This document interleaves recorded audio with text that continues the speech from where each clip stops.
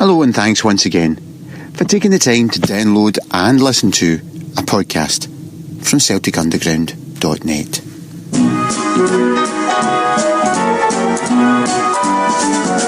Bring me sunshine in your smile.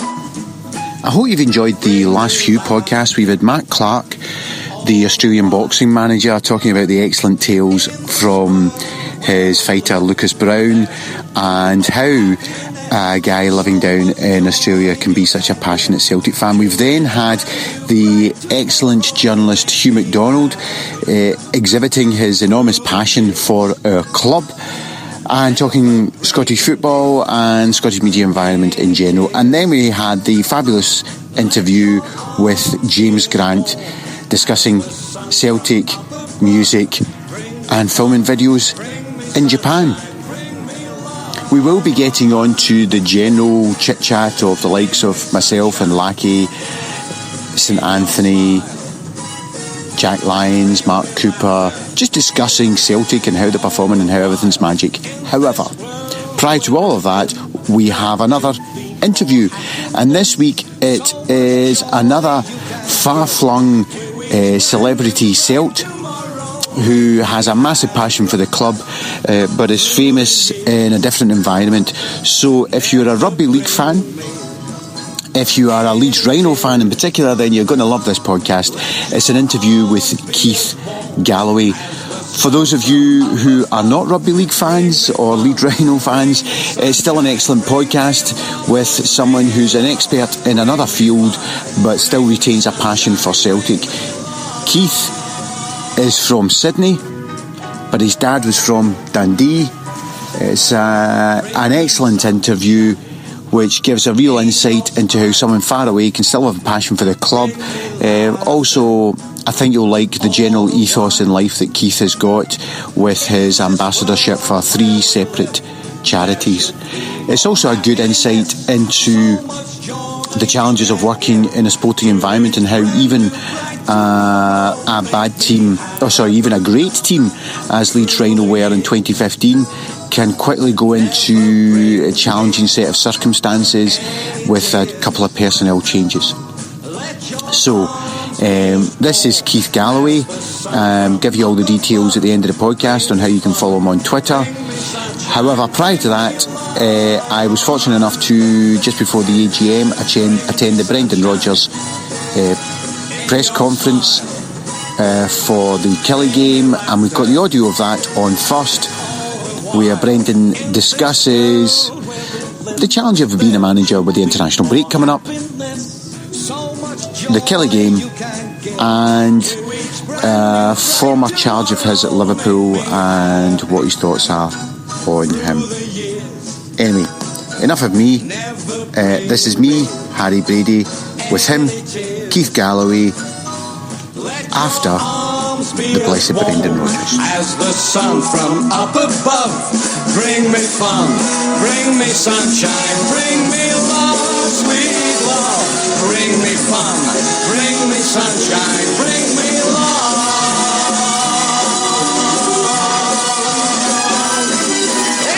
Good international break? Yeah, it still was busy and looking at games and whatnot, but it was fine. How beneficial has it been for the players that weren't away? Well, obviously it's been a mixture of some rest for them, and they still have been working hard. So, but obviously we've had a really busy schedule. So for the players that had the opportunity to recover a little, it was very beneficial for them. So, but at the same time, they've worked hard on aspects of the game that we think individually they can improve on, and they're now getting ready for the next batch of games through until the end of December. Is everyone back, or is Tom Rogic, Christian Gamboa, are they still all here? No, we still have a couple more that will come back tomorrow. Tom Rogic will be back tomorrow, and Emilio. So Christian Gamboa came back a bit early. He was not able to play in the second game because of a yellow card, so we got him back as quick as we could, and so he was fine. It was quite a tight turnaround, Brendan, for the game this weekend. Some of the boys coming back. Does that create a problem for you? Yeah, it's obviously something that isn't ideal, I think if you look at we'd 14 players away over this break, so you got over 50% of your squad that are away, and I would only assume that probably we have maybe the most international players that have been away on duty up here in Scotland, yet we're the team that's playing on the Friday, which obviously means I'll need to really have a look at the team in terms of the setup and the fitness of the players. So it's not ideal preparation. They never usually are on the back end of an international break anyway, but certainly if we would have had an extra day, that would have benefited us greatly. What about the Scottish boys in the squad? Are you going to have to, or have you had to lift their heads after Friday there? No, I've seen them the other day. So I was at the game and I thought that there was moments in the game they played well, Scotland. I know there was disappointment in terms of the result, but they started the game well. Started the second half well. There was periods in the game where they looked a threat, but gave away goals that will disappoint them in key moments in the game. So now I think that there was obviously disappointment that they'd lost, that they could have and would have liked to have done better, but the focus is now very much with Celtic and looking at our next games. Brendan, there's been lots of speculation about Steven Gerrard. Is that somebody you've considered bringing to the club in some capacity? Well, players coming into the club I never speculate on or speak about. I never have done and don't intend to start really. That will always remain private. The only thing I would say is that with regards to Steven, as he's been an incredible player, I had a number of years with him at Liverpool where he was absolutely brilliant for me. As a young manager going into such a great club and having the captain and real senior player there, to be able to work closely with him and learn about the club and obviously work together on the field was fantastic. So he decided obviously to go to America, and I'm sure he's had a good spell there. And Steven will, I'm sure, sit down now and come back and decide what it is he wants to do. But in terms of the speculation, I'm not sure where it came from. But players coming into the club will always remain private and within Celtic. Did you see qualities in him at the time that would mark him out as a potential coach? Yes. Yeah, I think it's something that I'm sure he would want to do. At the time, back there, him and Colo Touré were doing their B licence coaching badges. I know that Colo's just passed his, so which is great for him. But they're both, Colo and Steven were great warriors and great players. So and I'm sure they want to stay in the game later beyond the playing side. Then the coaching element is something that I'm sure they look to. So yeah, Steven certainly had those qualities, but it's what you then want to do with that. Being a coach and a manager, it's hard work. You have to, if you want to make it your profession, then there's a lot to study, there's a lot of work that needs to go into it, and if it's something that he wants to do, and then he certainly has the experiences that hopefully to go and do that. Brendan, how much more has Steven Gerrard got to offer as a player at this stage of his career? Well, I haven't been close to Steven over the last couple of years, so I'm not sure where he's at. But he has a lot to offer the game. There's no doubt about that. Like as I said, a role model as a professional. When I went to Liverpool, he was 32 years of age, and you see lots of players winding down at that stage. But at 32, he was inspirational there for that team and what I was looking to build there in that period. The performance level that he had, in particular those first 2 years, was incredible. He was the England captain at the time, and he set a real example for the squad. So I'm sure he will have still, lots to offer on the field, but I'm sure he will also have looking at what he does after playing. At least one bookmaker has Celtic favourites to sign him. Is that just purely, do you feel, because you've had a prior relationship in terms of player and manager? I think there's been no discussions, etc. Well, I wouldn't tell you if there was anyway. You never do. No, absolutely. But I suppose it's that time of the year now. We're getting towards the January window. Stevie's time is finished out there at Galaxy, so I'm sure there's speculation of where he might go. And of course, there's a natural, I suppose, look at Celtic because of the size of the club. I know it's a club he admired, and obviously I've got some of my former players here working with me, so I'm sure there's that natural point towards Celtic. But like I say, we always keep our business behind closed doors. What about Kilmarnock on Friday then? How tough a game do you see that being? Down there on an artificial pitch, Lee Clark doing okay just now. How do you see it going? Yeah, I'm delighted for Lee because obviously he came here with his team and it was a tough day for them. But after that game, they really responded really well, I felt. And of course, there will be a danger. You know, they're playing at home. They'll want to do well. They've had some good results after our game. Like you say, it's an artificial pitch, so that always adds something different to it. We're not used to playing on that. But yeah, we go into the game looking to restart our league campaign again in a positive way. And like all the games, there'll be tough games, I'm sure. So up to us to create the game and hopefully get the 3 points. Just on your beat on as well, Brendan, to jump into internationals, were you surprised he was sent back from Israel? Well, again, nothing to do with me. That was something between him and his coach. For Nir, I've never had a problem with him. He's been an excellent professional. You know, when I asked him to come back early in pre-season, he was one of the first ones back.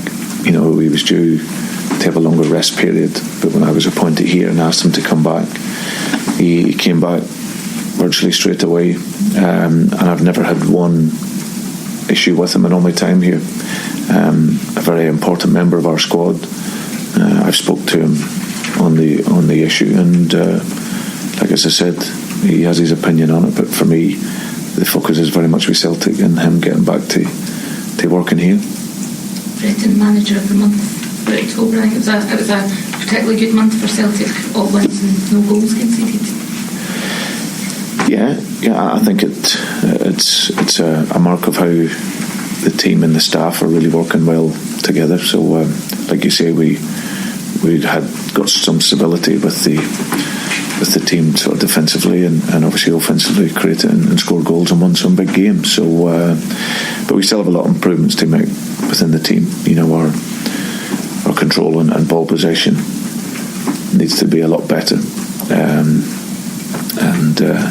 And there's other aspects of our press and our defensive organisation that will improve as time goes on. So, but I think at this very early stage of working together, the players have shown a great appetite to want to learn, and we're taking that onto the field and getting results. So yeah, we need to look to the next game and keep that going. Richard Moose's 2 goals, did you think were best in the game the other night, Brendan? In the France game, did you see them? Yeah, I watched the game. It was outstanding. I think you've seen the boy's quality. You think he's just turned 20 as well. First goal was great movement and a great finish. He shows that every day in training, and we've seen it here. And his second goal was, I'm sure he'll be fighting now to get on the free kicks here. He's already sent me that message after the game. So, but yeah, that was again a very good free kick, and he probably arguably could have had 3 or 4. He had a great movement in the box where he chested it, spun and could have finished, and then he just overdid it on his little dink over the keeper. But not a big talent who's justifying his move of why he came to here, and like I say, as a young player of 20 on a good contract, long contract here, we're hoping that he can develop well over the next couple of years. Is that the upside of players going away on international duty? Obviously they'll get some back very late for the game, but they'll get Musa back, for example, even more full of confidence than he was. Yeah, I'm always happy for the players to go away internationally and play, and I always say to them, just focus on doing the best for your country. It sometimes keeps them ticking over in terms of games as well. And Mr., like you say, has had some minutes he comes back having scored 2 goals, played really well, and full of confidence. So yeah, it's important for them to go away, represent their national team, and do well, but then come back and really focus on doing well then for Celtic. Any other team news at all, Brendan? No, nothing at this moment. Thanks. Okay. Thank you. Thank you. So I am joined now by Keith Galloway. Keith, how you doing? Yeah, I'm really good, thanks, mate. How are you? I'm excellent, thanks. Now, many people, I've just said I'm joined by Keith Galloway, and if you're a Leeds Rhino fan, then that's self-explanatory. But if you're a Celtic fan and not a rugby league fan, it's not self-explanatory. So do you want to tell people who you are? Yeah, okay. Well, yep. I'm Australian. I've been playing professional rugby league for about 14, 15 years now. I've played in Australia for the vast majority of my career.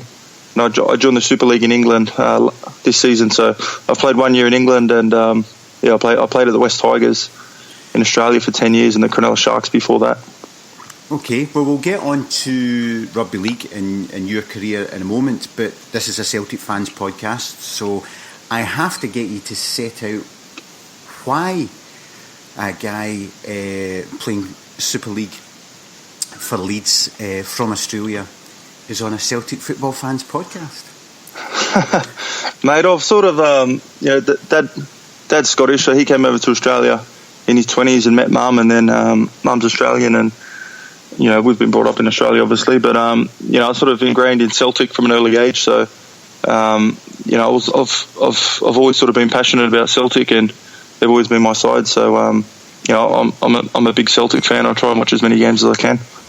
So it's easier now to watch games when you're in Australia, but what's your first memory of watching a Celtic game?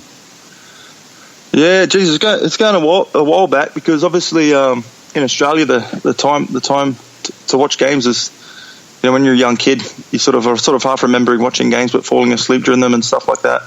Obviously probably my first sort of memory of Celtic was the great man Henrik Larsson, the good years there. So I probably couldn't pinpoint a certain game, but I just remember all the goals he was scoring and things like that. It was probably my first memory of watching a Celtic match. So your dad came over in his 20s, so when would that have been? Oh, geez, what's he now? He's turned 60 this year, actually, so probably about 34 years ago or something like that. So sort of late 1970s, something like that, early 80s, something around that? Yeah, it'd be around 1980 or maybe just before or just after. And settled down in Australia, and then you come along. Obviously you're now across with Leeds. Had you come across to the UK prior to being with Leeds Rhinos? Yeah, I had. I'd travelled in 2002, I think it was, with the Australian schoolboys. We travelled over to Northern England and France to play against English sides and stuff like that. So I'd been over there, and I'd gone up to Scotland to visit my late grandmother, and then I'd come over as well a couple of other times with footy stuff. I came over in 2011. I played for Australia that year in the Four Nations, so I got to come over to England again and get up to Scotland as well to visit family. So I'd been to England 3 times previously to signing with the Leeds Rhinos. So during that time, or since that time, have you managed to make it to a Celtic game? Not before. I came up, watched the cup final at Hampden when unfortunately we got beat on penalties. But I was actually all set to come up to the Man City game in the Champions League this year, but I ruptured my Achilles tendon, so I was stuck in a cast and had my foot elevated for a month. So unfortunately, I missed out on that game. So so far you've only managed to see one game, and it's not the best. So you're a jinx. Is that what you're telling us? It's only one game, so give me a couple more games, and we'll see what happens. Okay, so when will you be back in Leeds? You're back home, or you're back? What would you consider home? Sydney? Oh, Sydney's definitely home. I'm a proud Australian, so Sydney's been my home ever since I was a kid. So I love it here, but I have enjoyed my time in England, and I'm heading back just after Christmas. I ruptured my Achilles tendon, so I can't do too much. I'm not running or getting around too well at the moment, so I'm doing a lot of rehab and physio work in Sydney with my previous club's physio. So I'm strengthening my foot up, and then I'll be coming back over to the UK in late December. Well, depending on the timing of things, depending on a variety of things, you might be able to fit in. You might be able to fit in Celtic winning the title just before definitely full swing. Yeah, no, I think the way we're going, we should be wrapping it up pretty early this year if we keep our form up. So, it's definitely on the to-do list. Early in the new year to get up to Celtic Park as much as I can. Okay, so on to your career. So obviously, playing to an excellent standard in Australia. You mentioned coming across to the UK because you were in the Australian squad for the Four Nations in 2011. What made you decide to come across and actually play in the Super League for the Leeds Rhinos? Yeah, it's I've always wanted to experience living over there and things like that. So it was always something I wanted to do, and the opportunity came, and I thought if I left in another year or two, then the opportunity might not present itself. And I'm fortunate enough to have dual citizenship, so it's a bit easier to come over in that regard that I have a passport. But I've always wanted to experience a different lifestyle, and the fact that traveling and things like that, Europe's on your doorstep and things like that appeal to me. So being in Australia a bit far away from everything, so it's been a good experience. I've got a young family, and it's been a new experience, and it took after a few sort of like tough months of settling in. We really enjoyed it as summer came out and things like that. So for those uninitiated, it was to some extent it was a bit like signing for Celtic. I mean, Leeds Rhinos had just achieved the treble. Yeah, well, Leeds Rhinos are a powerhouse in the Super League. They've been a very successful club. The season before they'd won the treble, so they won the 3 trophies. So unfortunately we didn't go very well at all. This past season, but I'm sure with injuries and working hard on the training field, we'll rectify that next season. Now it's interesting you say about that because you'd won the treble, which for those who don't know rugby league, that's the Challenge Cup, the League Leaders Shield, and then obviously the Grand Final, and that's quite an achievement. And then you come into Rhinos come into the next season, and 2 of their star players, Jamie Peacock and Kylie, I can never pronounce his surname. Kylie Lawley. Yeah, they have retired. Yeah, well, they've been, they were 2 mainstays of the club for a long year. Very successful players. Won a lot of silverware. Peacock played for England for a number of years. He's a legend of the game. So it was a tough ask to replace him, and it was a bit. Probably the season didn't go the way I would have thought it would have, but I've learnt a lot, and I'll get a lot out of this year. So I'll be working hard to try and put us on the front foot next year. What do you think's I often ask this of Brendan Rodgers. I had 5-10 minutes of Brendan Rodgers a month or so ago, and I asked him if people sometimes expect athletes to go from one environment to another unaffected and start hitting the ground running. It's really difficult to go from you're in the southern hemisphere and you come to the northern hemisphere. Yeah, at the end of the day, it is the same sport. It's the same rules and everything, but it's the climate's totally different. The grounds are different. In the pre-season over here, where some days we're getting flogged, like running our backsides off in nearly 40 degrees heat, mm-hmm. and then you come over there and it's your fingers are freezing and So I think I would have got a lot. I think I've got a lot out of this year, and the changes, and I'm sure I'll adapt a lot better next season. What do you think is the difference between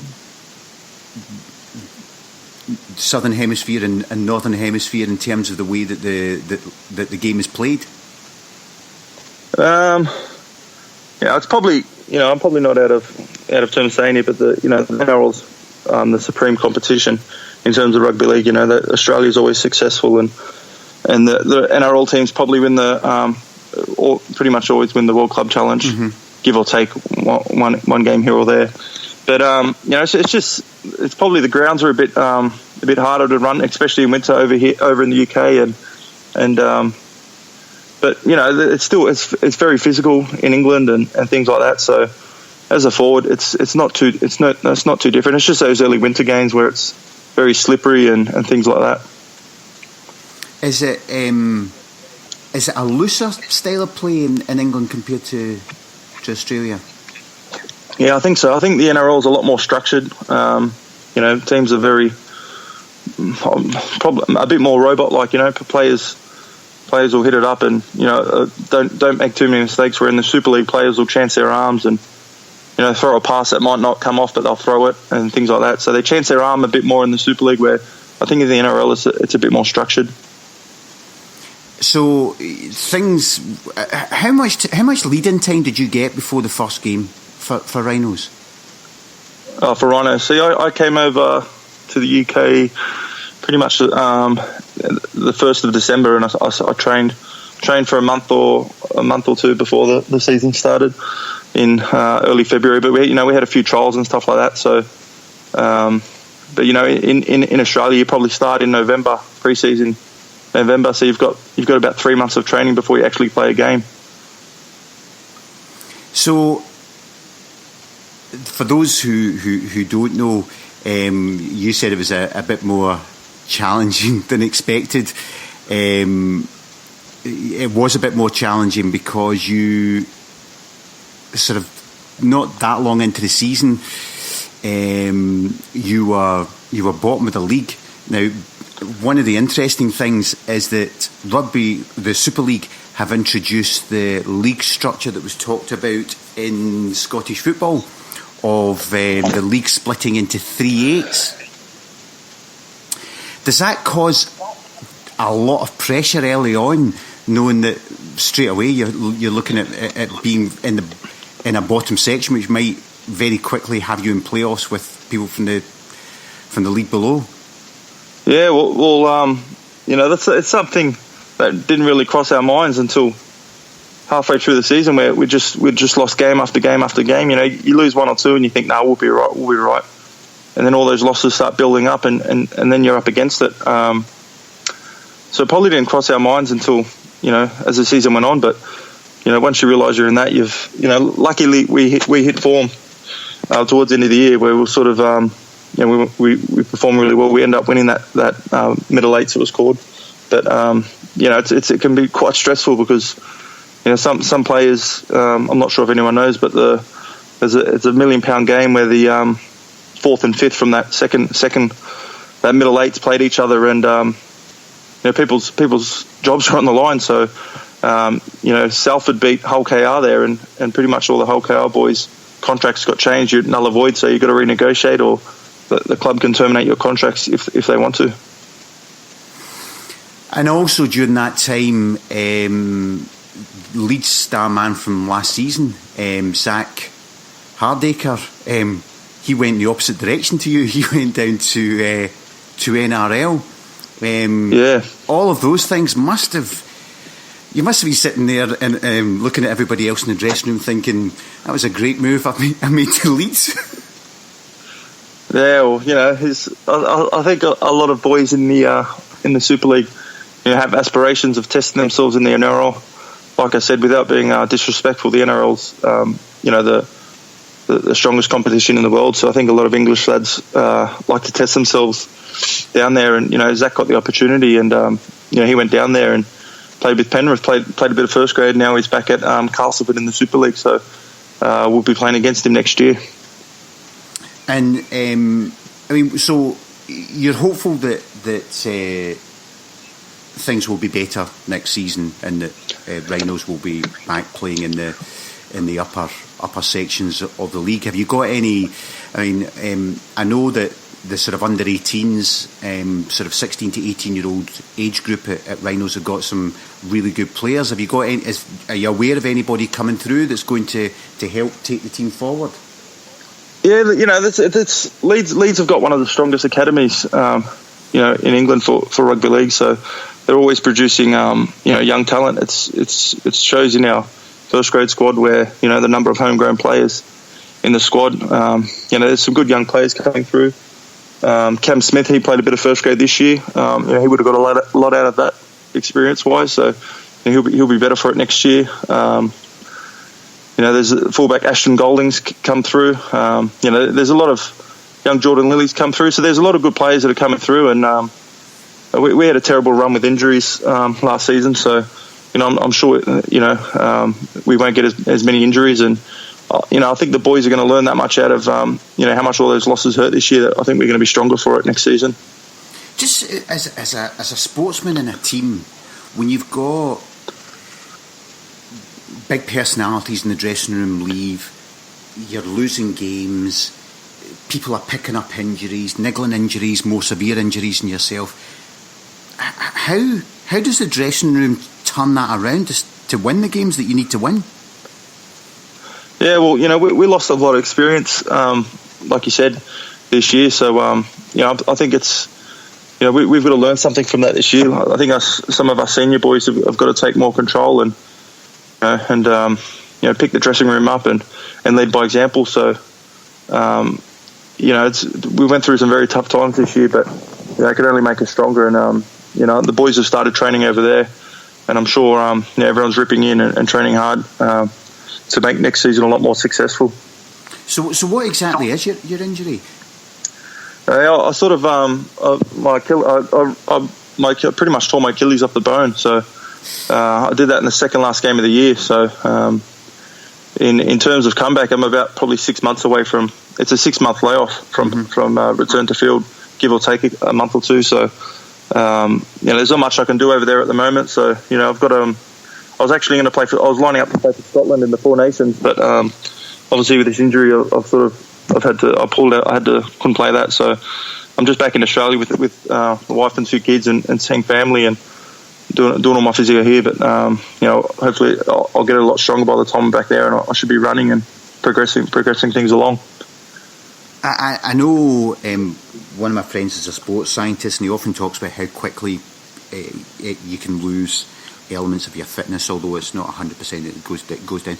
So when you've got such a debilitating injury, how do you keep your fitness up? Yeah, well, obviously I'm gonna lose a fair bit of I've lost a fair bit of muscle and strength in my legs because I've been pretty restricted. I can't really do much there, and I've stopped running in that. But I've been playing professionally for 15 years. So when I get the go ahead to start running, I'll build everything up. And I'm sure I'll get it back pretty quick. But I've been going to the gym most days and working out, doing what I can. So I'm always doing something. So I'm staying fit. Now you mentioned there about the Four Nations. So you've obviously played international rugby with Australia, and you were all set for the Four Nations. Must have been pretty disappointed. But are you going to be getting to play for Scotland again, do you think? Yeah, well, I've always, I've put my hand up to play for Scotland a couple of times now, and unfortunately, the injury struck at the wrong time. But Scotland's in the World Cup next season, back down under in Australia. So, I'm really keen to get involved and help the game, help try and grow the game, especially in Scotland. I'm not sure if you know, but they played in the Four Nations this year, and they went really. I thought they put in a really strong performance and actually drew against New Zealand, who a very strong side. I think the future's pretty bright. Yeah, it was, in fact, as the Scotland football team was getting thumped by England. Well, not thumped, they put in a decent performance. The Scotland football team was getting beaten by England. Exactly the same time, the Scottish Rugby League team was playing in Workington. And I didn't get to see it. I was only following it on text. But it was pretty dramatic stuff. Scotland were in the lead, drawing, in the lead behind, in the lead, drawing. Yeah, it was an excellent result when you consider that New Zealand had beaten England. Yeah, pretty much. So that was. I think they're the first team.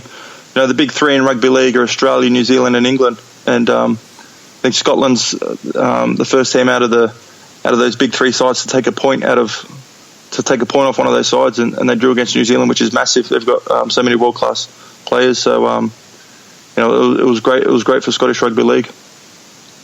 Now, one of the other things about you was, or I don't know if it still is, but you are or were an ambassador for the State of Mind charity, which is it's a charity to raise awareness around mental health. How did you get involved in that? Yeah, well, it's something the NRL appoints ambassadors in Australia, the National Rugby League in Australia. So I put my hand up for that. Unfortunately, I've seen firsthand an ex-teammate unfortunately commit suicide, and I know mental health's a big issue that a lot of males don't want to talk about and open up about. So I just a few of us just wanted to raise awareness that it isn't weak to speak about if you're struggling mentally. There's no shame in speaking to each other about it, and it's an illness. You might not see it, and might not you might not be able to look at someone and see they've got mental health, but a lot of people are battling demons that no one knows about. So it's just about raising awareness to try and help people to feel comfortable about speaking about issues to people, and things like that. Do you think mental health issues? I know recently there's been a wee bit of discussion about mental health issues in sport in the UK because one or two England cricket players have had challenges. Do you think it's just it can affect anybody, or do you think it's a particular issue with sports people being on big highs and big lows? Well, it could be, but it does. I don't think it discriminates if you're rich, you're poor. What sort of ethnicity you are, what religion you are. I think everyone can suffer from mental health at some period in their life, and we just want to make sure people are aware that there's people there to support them, and there's networks there that can help you. Because unfortunately in rugby league back home there'd been a fair few suicides from young kids coming through, and that. So we don't want to see anything like that. So we just want people to be able to speak about things and try and build a brotherhood up so we can help each other through things. So is it? Have you come across anything similar to that in the UK, or is this a specific NRL? I think no. There is things happening in Super League, but it's rugby league so professional in Australia. It's it's the main sport. It's rugby league's huge. It's like what football's like in Scotland and England. Rugby league's the main sport in New South Wales and Queensland. So we're just hopefully the Super League gets bigger and stronger like that. And you're also an ambassador for the Violet Foundation. Yeah, that's something I started early in my career. I just helped out through a friend I met. That's just raising awareness for meningococcal, how to prevent it, and just support networks for families and kids. We used to do hospital visits and just help out at charity events to try and raise awareness and money for the foundation. So how did you get into that? Just through a mutual friend connected me to Colin Greenway, a bloke who was runs the foundation in Sydney, and I just met him and liked what he was trying to do. So I pretty much just help him out however I can. If he asks me if I can do something, I'll do it. Whether it's using my profile to raise awareness or helping out at charity days or things like that. There's not many sports people who get massive. I'm not decrying it, but there's not that many sports people who get massively involved in charity work. I mean, there's two that I mentioned there, and you've also been nominated for your work with the Exodus Foundation. Yeah, well, the Exodus Foundation was just something linked through my old club in West Tigers in Sydney. It was a charity that sort of fed the homeless and looked after the disadvantaged. So, mate, it's not. It's just helping out when you can, going down and feeding the homeless on nights here and there and things like that. It's not something I do to gloat about it or anything like that. It's just there's a heap of rugby league players that have helped out as well. So it's just part of our jobs really to help out in the community. No, but that's an excellent thing, because I mean, one of the criticisms of modern day football players, or in particularly in the English Premiership, and as I say, I'm sure there are some who do some excellent things, but one of the general criticisms is that they are a bit more detached from the body of support who pay their wages, very highly paid people who just play their football and don't give back. And there's you, involved in three. Yeah, I'm not sure. I don't really have an opinion on that. I mean, these footballers, especially in England, are on crazy amounts of money. I guess it's hard for these blokes to go anywhere without every single person stopping them for photos and whatnot. So I'm not sure, mate. I don't really have an opinion on that. No, but it's not to criticise them. It's more to comment on there's three charitable things that you're involved in. Is it? And each time you've said, well, it's just something that I came involved with. It was partly through what the NRL were organising. Do you think the NRL are actually quite good at trying to give things back to the society from which the game comes from? Definitely. I think it's Leeds Rhino. Leeds Rhinos are really good as well. There's a Leeds Rhinos Foundation that do awesome work in the community as well. I think it's just rugby league coming from a working class background. It's just part of the game. I think it's just always, ever since I've come up in the game, there's always been always sort of giving back. So I think it just goes hand in hand with sort of rugby league people, to be honest. Which then gets me on to one thing, because I made some comment actually during the Scotland-New Zealand game of Scotland getting a very good result, and a guy on Twitter called James Von Doom then said, you're showing your middle class credentials, showing you're interested in rugby. I nearly spat my tea out at that. Rugby league could not be considered a middle class game. For the uninitiated Celtic fans, do you want to try and give a wee bit of an explanation about what is, just give it doesn't have to be on the middle class working class thing, but give a bit of give them an understanding of what's the difference between the two codes. Rugby league and rugby union. Yeah. Rugby union are, it's. I'm pretty sure it's the same over in the UK. It's a private school sport. It's for the elite. Where rugby league has been a working class game ever since its initiation. It started in England from all the miners, Northern England. In Yorkshire and Lancashire, all the miners and whatnot, and where rugby union's always been the educated man's sport, and pretty much all their players in the Wallabies, the majority of them come from private schools and whatnot, where rugby league's played in the public schools and the Catholic schools. So it's always had a working class history. Do you think you could have? I mean, it's interesting. Before rugby union went professional, you would get rugby union stars converting over to league if they were capable of doing it, and now you see people going the other way, going to the other code. Would you have ever considered swapping over to rugby union? Oh, not really. I've played rugby league ever since I can remember. I pretty much didn't know anyone growing up playing rugby union. Like I said, it's just you don't really know anyone, because they're all the kids that are in the private schools where in Sydney pretty much everyone either plays rugby league or football, and I didn't really know anyone playing rugby union. And to be honest, I find it a bit boring to watch. You're not the only one. And then there's the obvious difference. There's fewer players on the park in rugby league as well. Yeah, well, there's 13 of us on the field. Rugby union's got 15, but they're all just sort of like jumping on top of each other in the scrums and whatnot. So, mate, try and watch a rugby league game if anyone hasn't. I'm sure you'll find it a bit more interesting and exciting than a rugby union game. So what's your predictions for Rhinos next season? Yeah, I think our definite goal is top 4. I think as the season went on, we showed we're definitely capable. We won, I think it was 8 games in a row, or 8 games from 9 games. Towards the end of the season, we beat Wigan, who won the grand final. We beat Hull the week before, and who won the Challenge Cup. So I think if we can start the year strong, I think we'll definitely be competing for those honours as the season goes on.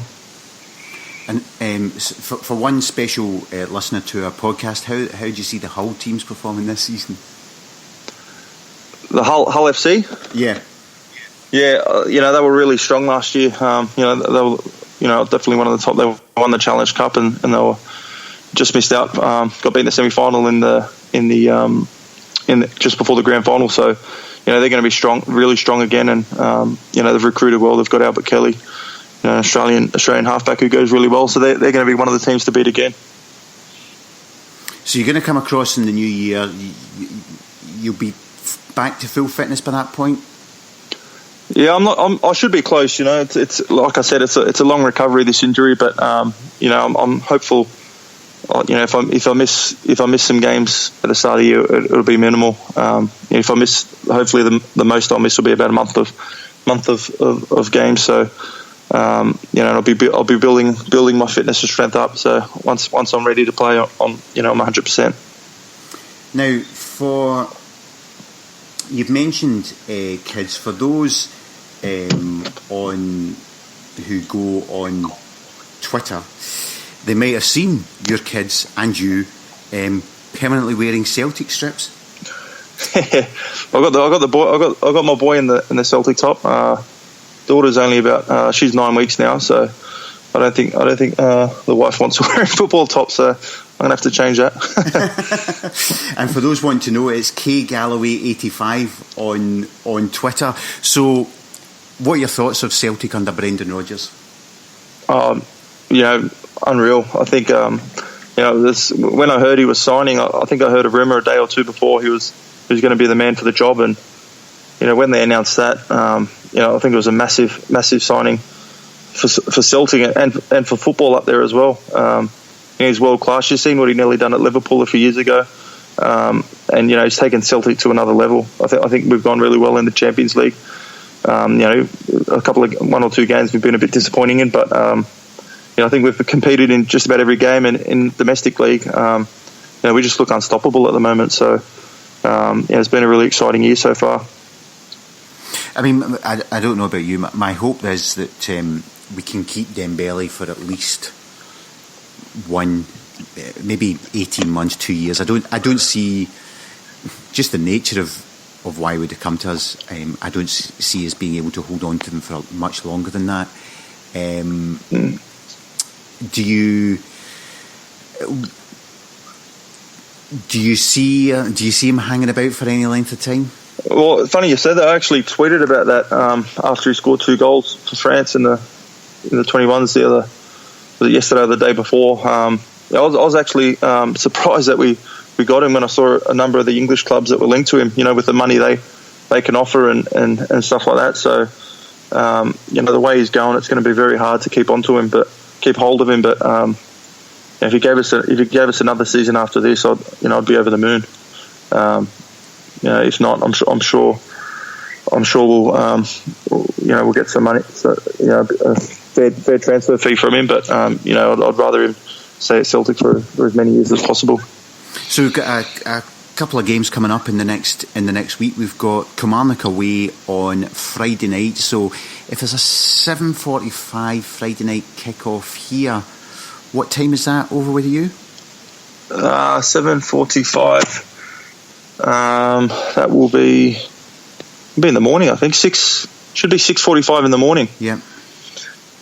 It's just I'm staying at the in-laws at the moment, and there's no they don't have Foxtel on, which is like the Sky or BT Sports. So most of the time I'm looking on Twitter, or I actually stayed at my father's mum and dad's place and watched the Celtic Rangers semi, the cup game a few weeks ago when Dembele scored right at the end there. So I'll try and get down to my parents to watch a few of those games.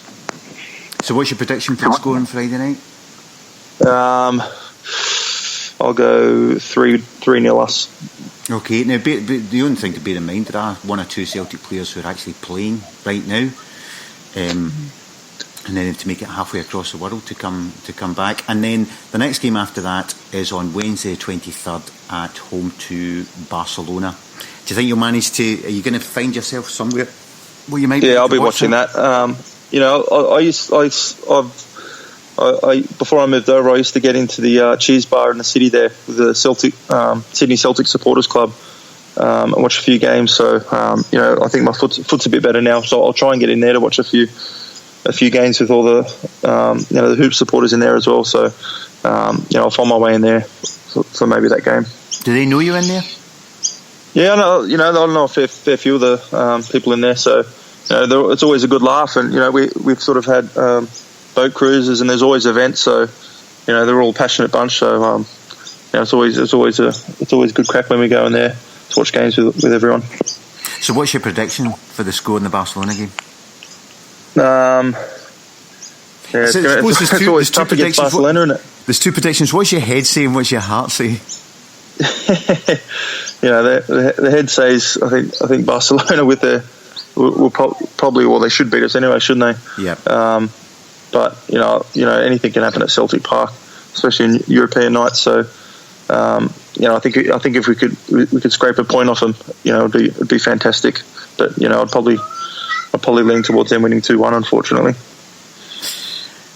Well, we'll see. As you say, special things can happen. There.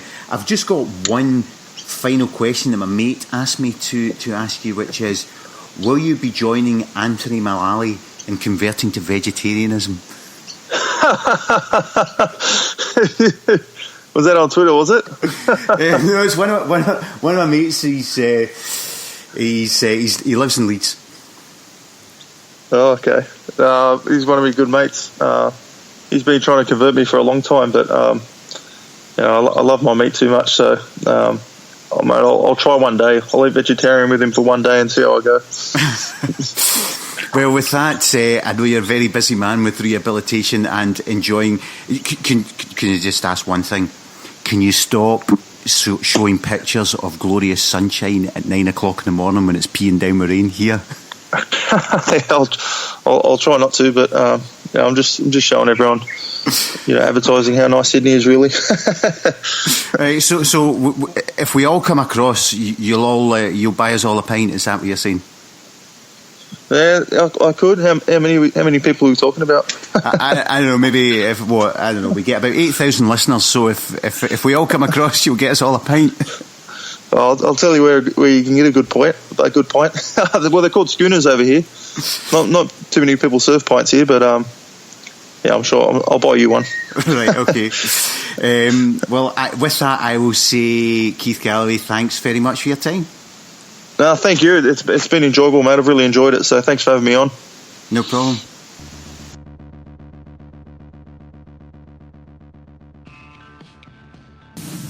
I hope you enjoyed that podcast with Keith. I thought it was excellent, and we wish him all the best. And if you're around, he's going to be up for the New Year game against the club formerly known as Rangers Football Club, so you can get him and maybe try and see if you can buy him a pint then. We have the Celtic FC Foundation events coming up for the Christmas Bucket Collection, where they help 200 families who have challenges in their life to have a better Christmas. I was at a fantastic Celtic FC Foundation showcase event which covered some of the work that they do with presentations from the participants. I'm going to leave it because I'm working with the foundation to see if I can pull together a podcast where we get some of those participants talking to you. Joe O'Rourke at it made the point that a lot of Celtic fans are aware there is the foundation and that it does a bucket collection and they raise money for it. Hearing from the people who have benefited from what they do, Celtic's work in the community if everybody listening to this had been there, I'm sure the foundation's fundraising would go up tenfold. It's a joy to behold these people talking about the work that the foundation have done, the autism programme that the foundation have got. I am told by experts is one of the best in the world. It is that groundbreaking. So I'm working with the foundation to get a podcast with the people who benefited from the foundation's work, so to speak. So that'll be coming up. Also, on exactly the same night, I was at the launch of our own dear St Anthony of this podcast, Stephen Murray's book, Kenny of the Celtic. It is now out, and when you go on our website, you'll get links as to how you can buy a copy. And next week, I will be recording a podcast with Stephen. We will discuss one up front, obviously, but we will also be discussing Kenny of the Celtic. And I will ask him, in a 4-2-3-1 formation, where does he think Kenny would have played modern football? Would it have been that one up front? Would it have been a number 10? Would it have been out wide? My own gut feel is it could have been